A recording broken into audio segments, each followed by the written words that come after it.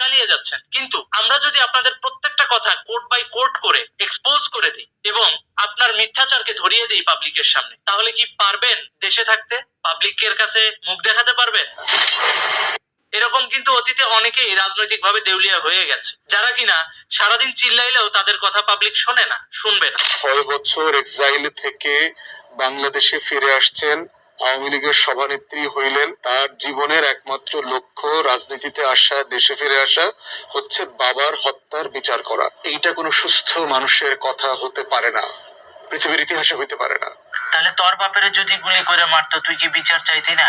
তুই তো ব্যারিস্টার, তুই তো সবার আগে কোর্টে যায় আগে মামলা করতি, বিচার চাইতি। তাহলে শেখ হাসিনা পেশায় রাজনীতিবিদ হওয়াতে কি সে তার বাপের হত্যার বিচার চাইতে পারে না? এটা কি অন্যায়? নাকি মেজর ডালিমের কাছ থেকে টাকা খেয়ে তুই শেখ হাসিনাকে পাগল প্রমাণিত করার চেষ্টা করতেছস?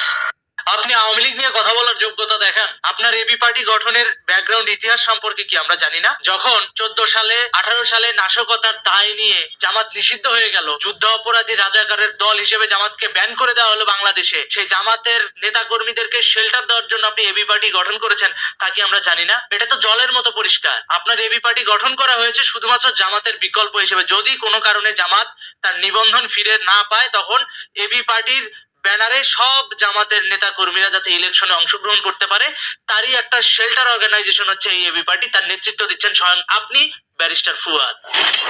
কি ভাবছেন বঙ্গবন্ধুকে নিয়ে মিথ্যাচার করবেন? আপনার ব্যাকগ্রাউন্ড কেউ যাচাই করবে না? কি ভেবেছেন? মিথ্যাচার করে, অপব্যাখ্যা দিয়ে কিংবা তথ্য সন্ত্রাস করে, আওয়ামী লীগকে বদনাম করে বা আওয়ামী লীগের বদনাম ছড়িয়ে আপনারা নিজেদেরকে লিডার হিসেবে বাংলাদেশে স্থাপন করতে পারবেন? এত সোজা না। ইভেন আপনি যে শিবিরের সাবেক কর্মী, এটার ব্যাপারে কি আমরা জানি না মনে করেছেন? আপনি শিবির করেছেন, আপনি জামাতে ইসলামী করেছেন, আপনি মুক্তিযুদ্ধ বিরোধী সংগঠনগুলোর সাথে সম্পৃক্ত। আপনার মুখে বাংলাদেশ রক্ষা বা বাংলাদেশের সার্বভৌমত্ব রক্ষার কথা মানায় না। গতকালকে একটা টকশো দেখছিলাম, সেখানে উনি বলছেন যে শেখ হাসিনার উদ্দেশ্যই নাকি ছিল বাবা হত্যার প্রতিশোধ নেওয়া বা বাবা হত্যার বিচার করা। এই জন্য তিনি বিদেশ থেকে বাংলাদেশে এসেছেন। ভাই, খুব কষ্ট হয়েছে না? শেখ হাসিনা বাংলাদেশে না আসলে আপনি হয়তো আরো আগেই মন্ত্রিত্ব পাওয়া যাইতেন অথবা এমপি হইতে পারতেন, হয়তো এবি পার্টিও খোলা লাগতো না, অন্য কোনো রাজনৈতিক দলের ঠিকানিয়া ঠিকই উঠে যাইতে পারতেন। কারণ এবি পার্টি কেন খুলছেন আমরা জানি না। যখন জামাত নিষিদ্ধ ছিল, গোপনে রাজনীতি করত বা প্রকাশ্যে রাজনীতি করতে পারতো না, তখন আপনি এবি পার্টি খুলে জামাতের কর্মীদেরকে শেল্টার দিয়েছেন, এটা আমরা বুঝি না?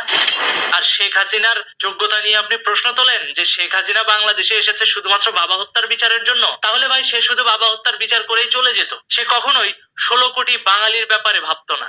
সে কখনোই ঢাকা মানুষের যানজটের কথা চিন্তা করে মেট্রো রেল প্রকল্পে হাত দিত না। সে কখনোই এলিভেটেড এক্সপ্রেসওয়ে বানাতো না।